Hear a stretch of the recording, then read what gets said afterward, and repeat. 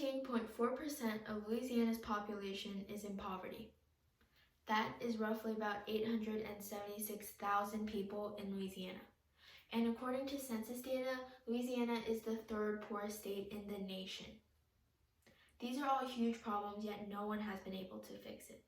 And doing so would cause a huge change in social norms.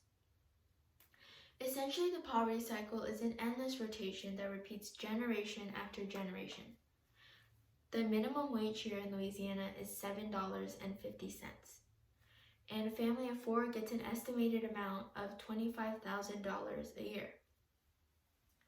Here's a hypothetical situation of a family of 4 experiencing poverty. The parents work hard overtime at minimum wage so that they can afford their 2 children to go to school. Doing so places a big responsibility on the first child though. They have to take care of their younger sibling, which making meals and helping them with homework, all while doing their own school homework, extracurricular, and part-time jobs. Soon they drop out because it's too much to do. That is when the cycle has won. They realize that doing multiple jobs brings money home rather than going to school every single day. And with the lack of skills and the uncompleted education, they have less access to well-paid jobs that are stable. Thus, they stay trapped in this cycle. Louisiana is the second worst high school dropout rates, and 8% of our population cannot afford healthcare. Those 2 factors alone impact so many people in poverty. We are long overdue for a change. Martin Luther King Jr. once said, "Nothing is new about poverty. What is new, however, is that we have the resources to get rid of it." And it's true. That's the worst part about poverty. We have everything we need and more to get rid of it, yet so many people are still affected by poverty. But Louisiana is actually super rich, or we could be. Helen Frink and Edgar Cage told us exactly what's wrong. We are number 1 in salt production, number 2 in sugar production, number 3 in rice production, and we produce 25% of the nation's supply of crude oil. Yet on the other hand, we're at the bottom 5 on infant mortality, life expectancy, violence, food insecurity, and poverty. If our economy and industry is so exceedingly well, how is our public services, goods, and infrastructure so bad? Well, it's simply because Louisiana is the only state that lets a state-level board the authority to grant local tax exemptions.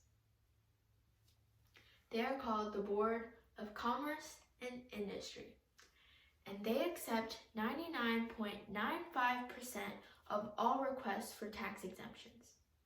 For instance, in 2017, we lost $1.9 billion in local taxes, and that is 20% of local funding for local schools.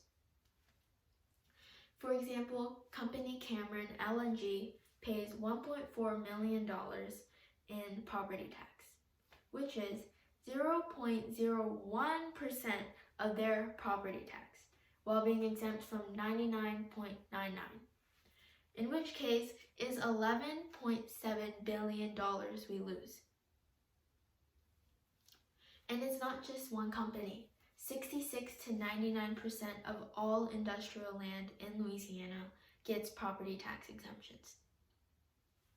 Just in EBR Parish, we lost $70 million. With that money, we could give a teacher's raise $9,000, or we could fund free pre-K. Due to Helen Frink and Edgar Cage's research, Governor John Bell Edwards let local entities have a voice in who to give tax exemptions to. But long-term wise, that did nothing. How I know is because numbers has not been decreasing grandly, and when you look outside, nothing has changed.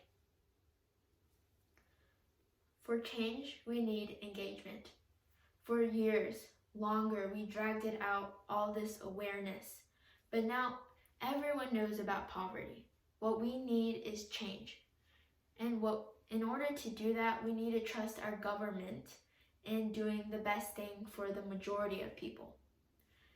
Not collecting property taxes helps the rich companies stay rich, and yet poverty is still bigger than ever in Louisiana. The morals were not straight here. I know so many people have talked about poverty, yet it's that big of a problem.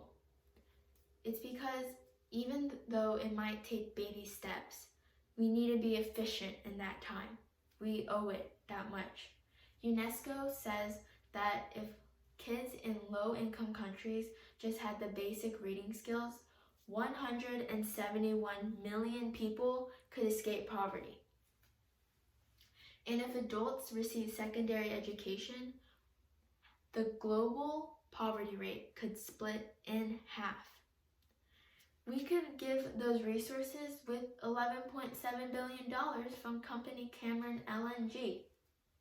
Think about what we could do taxing a bunch of the industry landscapes in Louisiana. With that money, we can raise the minimum wage, we can support better neighborhoods in poor areas, and we can make better infrastructure, more public schools, and more resources. We know what to do with money. We know what resources are. The problem is, we have to do them now. We can't let this flimsy green piece of paper that we gave value to ruin so many people's lives compared to the luxuries of others. Our world is so advanced to this day, more than ever in human existence. Yet so many people cannot enjoy that. It's just human nature to help your neighbors. And in Louisiana, we're lucky enough to have the money to do it. But we need to get the money first. And for future decisions, we also need to work on behaving better with our government, meaning that they should listen to us and give us more opportunities, and we should act more. Maybe that's social media, YouTube videos, spreading the word, just something. We ignore it. It's daily life. It's our customs, and nothing really happens. I know poverty is solvable because we made poverty. It's 100% doable because we know it's wrong, and humans are humans are humans. Everyone's in charge here. That's it.